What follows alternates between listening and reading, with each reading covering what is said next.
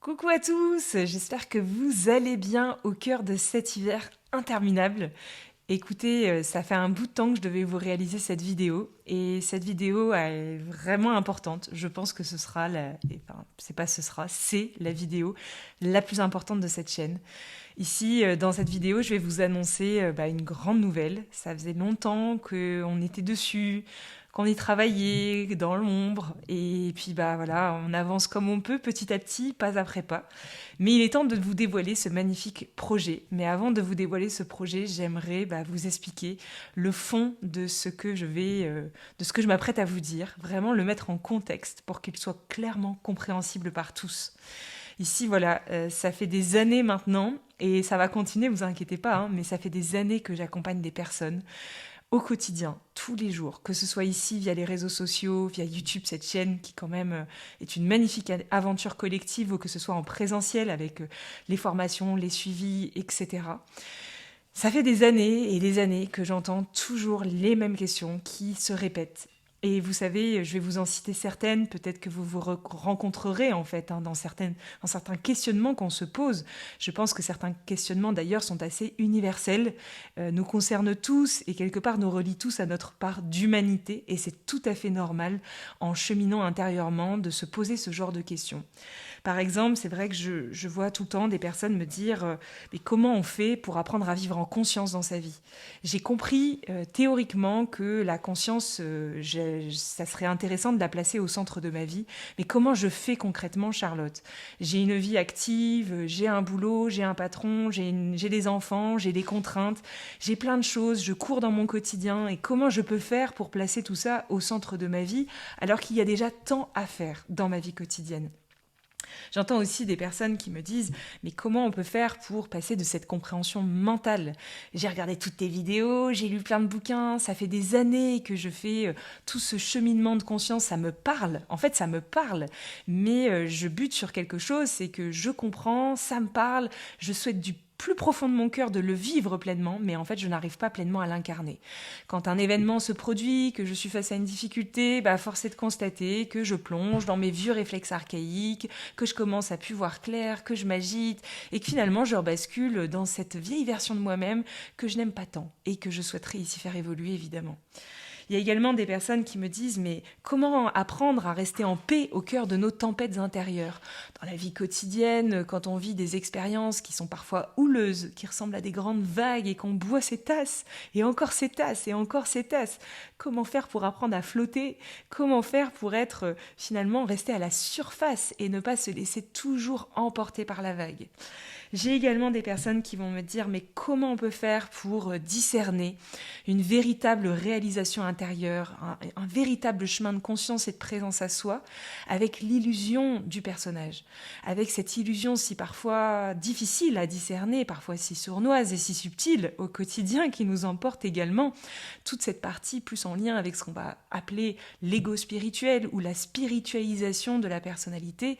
Et c'est vrai que parfois ça se subtilise tellement fort qu'on finit par ne plus voir clair, et on ne sait plus si c'est vraiment le fruit d'une synchronicité de notre âme, un message plus divin, ou est-ce que c'est la production finalement d'un petit être à l'intérieur de nous qui se joue encore de nous. Pas toujours évident de savoir faire le discernement entre ces deux voies-là.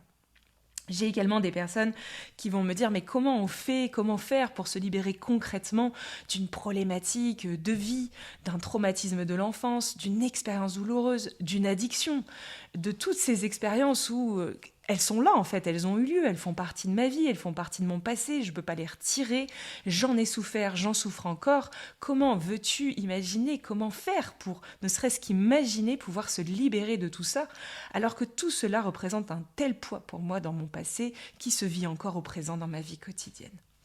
J'ai également des personnes qui vont me dire mais comment faire face à des relations difficiles, je me sens rejetée, pas compris, ma propre famille me tourne le dos parce que je m'intéresse à autre chose qu'à manger, boire, dormir. Je suis évidemment ouvert intérieurement à toutes ces dynamiques spirituelles et de conscience au sens large, et c'est vrai que je me sens un petit peu démunie face aux autres, un grand élan de solitude, je me sens vraiment rejetée, à part, différent, et finalement au milieu de tout ça, j'ai qu'une seule envie, c'est de me recroqueviller davantage. Et c'est vrai que cette solitude fait partie de ma vie, mais elle devient ô combien difficile. Solitude qui parfois est encore plus difficile à vivre, dans le sens où elle a lieu au cœur d'un collectif. Et je suis à un repas entre mes collègues, à un repas de famille, et je me sens seule en fait. Et comment je peux faire ici pour me sentir unis, en état d'union et en état de lien avec les autres? Parce que j'ai bien compris théoriquement que nous sommes tous des êtres finalement divins et qu'on est tous reliés quelque part par le cœur. Mais je n'arrive pas à ressentir ça à l'intérieur de moi. J'ai également des personnes qui vont me dire mais comment on fait quand concrètement on vit des situations horribles? Moi j'ai pas d'argent, moi je suis en galère, moi j'ai une expérience de vie difficile où il y a de la violence, où il y a de la maltraitance, je vis des choses qui sont vraiment très raides. Mon enfant a essayé de faire une tentative de suicide, je vis dans un environnement où la peur fait partie de ma vie, le danger fait partie de ma vie et tous ces beaux discours je les entends mais c'est pas ce que je vis au quotidien. Et comment je peux même élargir ça à tous les autres pays dans le monde, parce que nous ici, en tant qu'occidentaux, j'ai bien compris que c'était comme ci et comme ça, mais qu'en est-il de la pauvreté dans le monde? Qu'en est-il des problématiques climatiques? Qu'en est-il des gens qui crèvent la dalle? Comment on fait face à tout ça? J'ai bien compris cette histoire de conscience, mais moi au quotidien, je ne peux pas m'empêcher de regarder cette actualité et de me sentir complètement déconnectée de tout ça, et j'aimerais intervenir, j'aimerais faire des choses, mais en même temps je ne sais pas comment faire, etc. J'ai enfin des personnes qui vont me dire comment on fait pour trouver ce qui nous anime en profondeur, notre mission de vie, ce avec quoi on va venir se réaliser intérieurement. J'ai l'impression que ma vie est décousue, j'ai l'impression que je passe mon temps à aller d'un point A à un point B, mais qu'en fait il n'y a pas de cohérence entre les points et ça m'anime pas en profondeur, je me sens vide de sens. Et c'est quelque chose que j'entends tous les jours en fait. Et toutes ces problématiques-là, et je peux en citer plein d'autres, et on peut écrire un bouquin entier sur le sujet, toutes ces problématiques, elles sont parfaitement normales en fait. Elles sont tout à fait humaines, elles font partie de nos expériences possibles ici sur cette planète, et elles nous relient quelque part à cette humanité, à ce cœur vibrant d'humain. Et je trouve que derrière toutes ces problématiques, il y a vraiment quelque chose de beau. Parce que si ces problématiques-là n'existaient pas, on ne pourrait pas débuter le cheminement de conscience. Dans une première partie de notre vie, et je ne dis pas que c'est général à tous, mais dans la majeure partie des cas, on va se poser ces questions-là et on va chercher des réponses. Et c'est parfaitement normal, c'est tout à fait humain. Ici, si je prends toutes ces problématiques les unes après les autres et que j'y réponds, je vais vous donner des conseils, je vais vous donner des protocoles, je vais vous donner des outils, je vais vous dire il faudrait mieux faire comme ci, comme ça, je te conseille telle pratique, telle technique. Et je suis sûre que ce que je suis en train de vous dire vous parle. Parce que qui n'a pas cherché des solutions dans sa vie? Et c'est humain. Mais est-ce que vous avez remarqué que toutes ces solutions, certaines vont marcher pour les uns, et d'autres ne vont pas marcher pour les autres? Et que finalement, je vais aller de solution en solution, de protocole en protocole, de formation en formation, et surtout de désillusion en désillusion.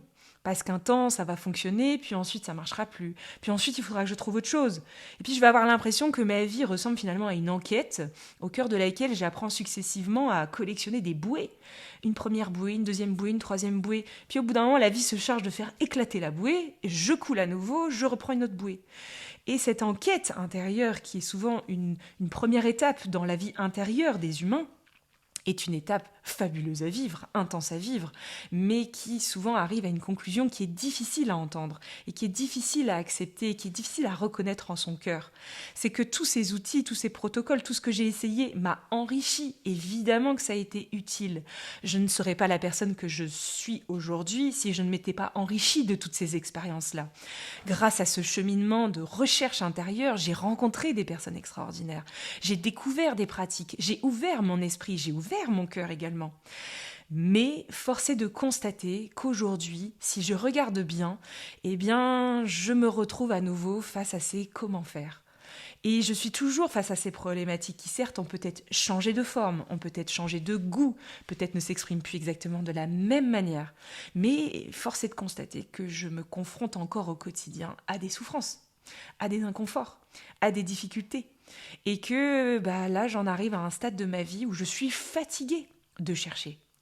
Et en fait, c'est souvent à ce moment-là précis que s'ouvre le chemin de conscience. Quand on est fatigué, quand on n'en peut plus, quand on en a ras-le-bol, quand on a l'impression d'avoir été manipulé par tous ces gens, façon de parler, qui donnent des outils, des protocoles, des techniques, des pratiques. Quand on a cette impression finalement qui n'est que le reflet de notre propre manipulation intérieure, je précise bien ici, quand aussi on n'a plus de solution. J'accompagne des personnes qui, dans leur vie, sont face à des situations sans solution. Je me retrouve avec un enfant qui souffre et en fait, il n'y a plus de solution.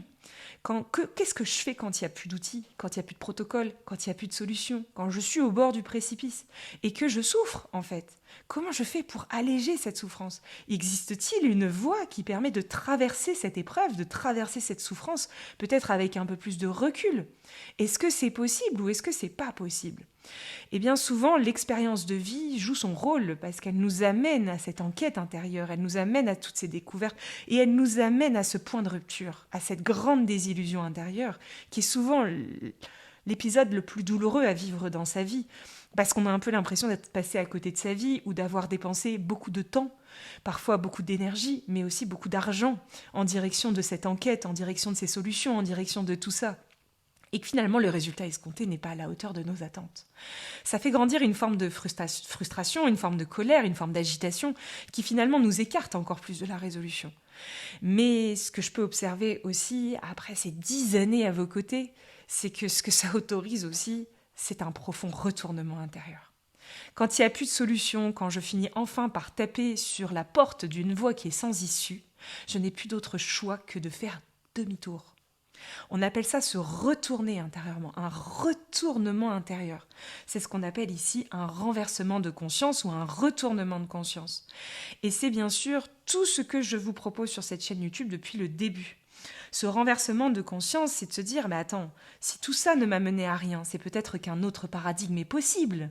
C'est peut-être pas que je suis juste vouée à être une vieille chaussette abandonnée par l'univers tout entier et à me galérer, à souffrir toute ma vie jusqu'à la fin de mes jours, parce que tu comprends, je suis face à cette situation que je ne peux pas résoudre et que je ne peux pas quantifier et que je ne peux pas mesurer. Et c'est horrible. Ce renversement intérieur a le potentiel de changer votre vie. Et c'est pas une technique, c'est pas une pratique, c'est pas un protocole, c'est pas une formation. C'est un renversement de conscience. C'est-à-dire ici, c'est une nouvelle perception et une nouvelle manière de percevoir la vie. Ce renversement ici va vraiment débuter par une première étape. C'est qu'on va se rendre compte, donc ça commence par une prise de conscience. La prise de conscience, c'est qu'à travers toute cette expérience d'enquête intérieure, on a passé notre temps à chercher à chercher à solutionner, à chercher une solution pour modifier, changer, métamorphoser, transformer, parce qu'on se retrouve face à des situations dans nos vies qui sont difficiles à vivre. Et quoi de plus naturel, je veux dire, au demeurant, que de chercher des solutions pour le transformer, pour le changer, pour l'arrêter, pour le comprendre, pour le modifier. Sauf que dans ce renversement intérieur, on va se rendre compte que le point commun entre tout ce qu'on a essayé depuis le début, c'était cet espace à l'intérieur de nous qui cherchait quelque chose. Et cet espace qui cherche n'est absolument pas un espace à abattre, c'est un espace intérieur qui est très utile au quotidien, qui est ô combien nécessaire pour notre survie sur Terre. Mais cet espace qui cherche, qui veut, qui aspire, qui modifie, qui radicalise, qui modifie, etc., cet espace-là, c'est toujours le même. C'est notre personnalité. Notre personnalité, son rôle fondateur, parce que ça a un rôle fondateur, la personnalité, c'est pour ça qu'on en est doté. La personnalité, son rôle fondateur, c'est de nous protéger durant cette expérience terrestre. Si on n'avait pas de personnalité, on serait déjà mort. C'est un grand bouclier responsable de tous nos réflexes archaïques et qui nous permet de survivre sur Terre. Cette personnalité, elle cherche toujours des solutions pour nous permettre de survivre. Sauf que nous, ici, nous ne nous rendons que très rarement compte que nous avons pris cette personnalité et nous nous en servons pour trouver des solutions pour résoudre nos problèmes. Alors que le rôle fondateur de la personnalité, c'est d'être un agent qui cherche des solutions pour assurer notre survie sur Terre. Et c'est pas du tout la même chose. Je prends souvent une métaphore pour comprendre la personnalité. La personnalité, vous voyez, c'est comme le commis en cuisine. Vous avez un chef cuistot qui va gérer la gazinière, qui va gérer toute la partie un petit peu dangereuse, vous voyez. Il va gérer la gazinière, il va faire vraiment les alliages au niveau de la nourriture, etc. Ce qui fait que la cuisine est un art. C'est quand même la manière de la cuisiner. Donc, le cuisinier, c'est celui qui est responsable de cet art, qui se maîtrise avec le temps. Le commis, c'est celui qui épluche les légumes. Et lui, il a une tâche bien précise, c'est nécessaire pour le cuisinier. Sans le commis, il ne pourrait pas faire son métier. Mais c'est pas le commis qui est responsable de cet art, de cet amour qu'il va mettre dans les plats. Le commis, il exécute. Le personnage, c'est la même chose. La personnalité, composée de plusieurs facettes de personnalité, a un rôle d'exécutant dans nos vies. Et vraiment, la tâche que le personnage exécute à merveille, et c'est son rôle fondateur, c'est de nous protéger. Et le problème ici, c'est qu'on ne se rend que très rarement compte que sur un cheminement intérieur, on a remis dans les mains du commis le rôle de cuisinier. Sauf que le rôle du commis, c'est pas d'être cuisinier. Donc ici, dans cette deuxième perspective de renversement de conscience, on va commencer à se rendre compte de ça. On va commencer à se dire « Ah mais en fait, je m'en étais jamais rendu compte, mais j'ai donné à la personnalité un rôle qu'elle n'est pas capable d'assumer. » C'est un petit peu comme si vous preniez un navire avec un capitaine à bord et un équipage. L'équipage n'est pas ceux qui conduisent le navire. Celui qui conduit le navire, qui connaît la direction et qui t'amène dans la bonne direction, c'est le capitaine. Et c'est pas l'équipage. Et nous, en fait, sans le vouloir, sans le savoir, par oubli de notre véritable nature, par oubli des lois universelles, par oubli des lois de l'incarnation, par oubli tout simplement, on a complètement oublié que le rôle de cet équipage, que le rôle de ce commis n'était pas de résoudre nos problèmes de vie. La résolution, là où ça nous amène en direction d'une résolution, là où il est nécessaire de maintenir le cap en direction de quelque chose, à percevoir, à poursuivre et à atteindre. Celui qui joue ce rôle-là à l'intérieur de nous, c'est le cuisinier, c'est le capitaine. Mais ce capitaine, qui est censé être celui qui est à bord, n'est pas le personnage. Le personnage ne dispose pas de ces capacités-là, c'est pas sa fonction, c'est pas son rôle. Par contre, à l'intérieur de nous, nous disposons d'une âme et nous disposons d'un grand esprit, d'une grande conscience qui anime cette âme et qui vraiment au quotidien la drive et l'amène dans la direction de cette grande résolution intérieure, de ce grand accomplissement intérieur, en direction de tout ce que nous sommes. Mais cela suppose alors de remettre cette âme, de remettre cette conscience et donc de remettre cette présence à soi au premier plan de sa vie. Parce que le problème ici, et c'est ce dont on se rend compte dans ce renversement intérieur, c'est que du coup, à force d'avoir cherché, et sans le savoir avoir remis dans les mains du personnage le rôle de celui qui résout, de celui qui harmonise et de celui qui élève l'être, en lui donnant sans cesse cette attention-là, nous l'avons ici mis au premier plan de nos vies. Et puisqu'on a mis le personnage au premier plan de nos vies, par la suite on tourne en rond et on n'arrive plus à résoudre, on n'arrive plus à vivre en conscience, on n'arrive plus à répondre à toutes les questions que je vous ai citées juste avant. Parce que la réponse universelle à toutes ces questions est toujours la même. Commence par replacer ce que tu es, ton essence véritable, cette douce présence divine qui t'habite. Commence par apprendre à la replacer au premier plan de ta vie. Et les réponses à toutes ces questions fleuriront à travers toi, puisque ce capitaine a les réponses pour toi. Mais du coup, par la suite, on va se dire, autre question qui va juste suivre, on va se dire, mais comment on apprend au quotidien à replacer ce que nous sommes au premier plan de nos vies ? Parce que c'est gentil à comprendre théoriquement, mais comment on le fait concrètement ? Eh bien ici, vraiment, la réponse est tellement simple.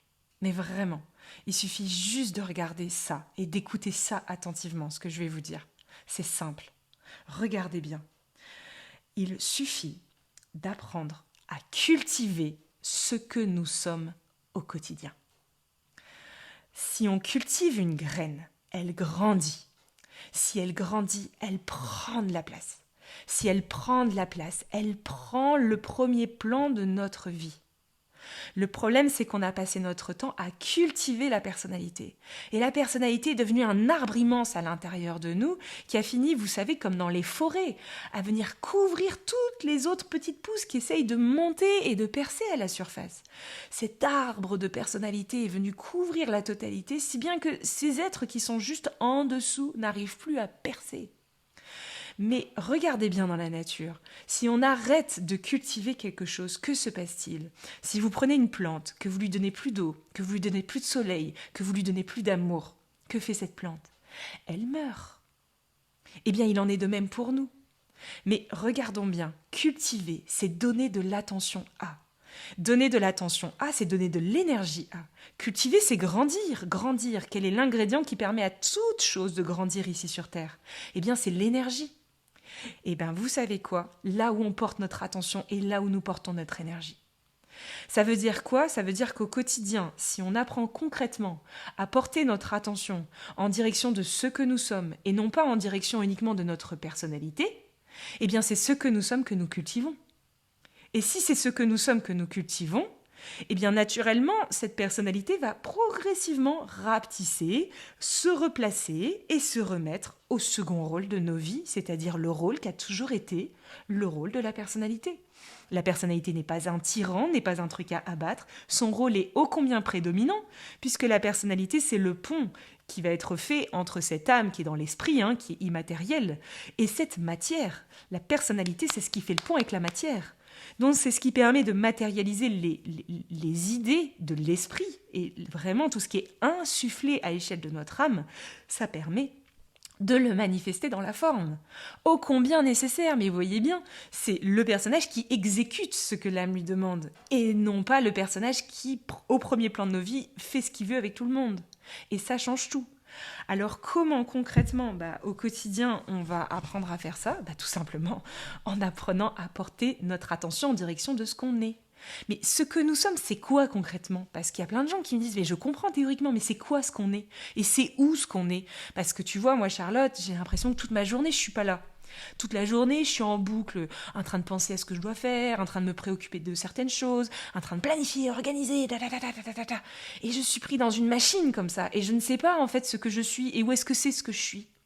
Eh bien la bonne nouvelle, c'est que ce que nous sommes, c'est vraiment très simple à comprendre. En fait, ce que nous sommes est au présent. C'est simple à comprendre. Tout ce qui est présent ici et maintenant est l'expression de ce que nous sommes. Ça veut dire que ce que nous sommes est partout. Partout, sous notre nez, en toutes choses. Moi, en venant me concentrer quelques instants durant cette vidéo, en étant pleinement attentive à ce que je suis en train de vous dire, mais je suis au présent et je suis déjà en train de cultiver ce que je suis. En étant dans le métro, dans cette rame de métro, on pourrait dire mais comment être présent au milieu du métro quand il y a plein de gens bizarres autour de moi ou quand tout le monde est fatigué, que le gars à côté de moi met sa musique à fond. En fait, moi, j'en peux plus. Mais c'est justement parce que t'en peux plus et que tu vas commencer à te dire fais chier. La petite pensée de fais chier, elle veut faire quoi? Elle est en colère contre quoi? Elle est en colère contre l'expérience. Sauf que cette expérience qui se déroule, c'est le présent qui se déroule. Donc à chaque fois qu'on va élaborer à l'intérieur de nous des stratagèmes, des pensées, de l'émotionnel, des comportements au sens large, qui vont viser à modifier ce présent qui se dévoile sous nos yeux, eh bien nous sommes déjà en train de cultiver le personnage, puisque c'est le personnage qui veut tout modifier. Mais si on apprend pleinement à reconnaître qu'au cœur d'une expérience comme celle-ci, il y a toujours un espace qui pourrait être regardé et qui, lui, n'est absolument pas quelque chose de négatif. Regardez bien cette scène dans le métro, c'est pas parce que quelqu'un met sa musique qu'on peut ne pas avoir conscience, par exemple, que nos fesses sont posées sur une chaise, sur le banc du métro, que nos pieds sont déposés au sol du métro, ou que tout simplement on met des écouteurs et on écoute cette musique qui se déroule dans nos oreilles. C'est absolument pas difficile en fait. Le présent est en toute chose, et il est en tout, et il est dans la matière comme dans les objets plus spirituels. Il n'est absolument pas que dans la méditation, il est également dans le souffle. Il n'est pas absolument que dans le souffle, il est également dans la sensation de vos pieds sur la terre. Il n'est pas que dans la sensation des pieds dans la terre, il est aussi dans votre rythme cardiaque. Il n'est pas que dans le rythme cardiaque, il est dans cet arbre qui pousse sous vos yeux. Il n'est pas que dans cet arbre qui pousse sous vos yeux, il est dans les oiseaux qui batifolent dans les branches. Il n'est pas que dans les oiseaux qui batifolent dans les branches, il est en chaque être humain qui se balade autour de vous. Il n'est pas que dans tous les êtres humains, il est en toutes choses. Ce présent est partout puisque aucune expérience que nous vivons au quotidien est en dehors de ce présent. Mais nous, à l'intérieur de nous, nous avons pris la mauvaise habitude, on a une fâcheuse tendance à se séparer de ce présent. Et la manière dont nous faisons ça est en cherchant à le modifier parce qu'il ne nous plaît pas, parce qu'il ne nous convient pas, parce qu'on voudrait autre chose, parce qu'on a imaginé que ça devrait être autrement pour être le présent. Mais ce présent est comme il est parfait. Et celui qui rencontre cette évidence-là dans sa vie peut commencer à cultiver. Alors bien sûr, c'est pas forcément évident pour autant, puisque la deuxième chose à laquelle on va concrètement se confronter dans nos vies quotidiennes, c'est l'oubli. Le problème ici, c'est que là, vous regardez cette vidéo, vous écoutez ça, beau discours de motivation, vous sortez de là, ça vous a fait un eureka, vous êtes pavé de bonnes intentions et vous dites, mais c'est bon, j'ai compris maintenant. Allez, on y va. Plusieurs fois par jour, je vais apprendre à regarder ce présent. Mais comment je fais ça?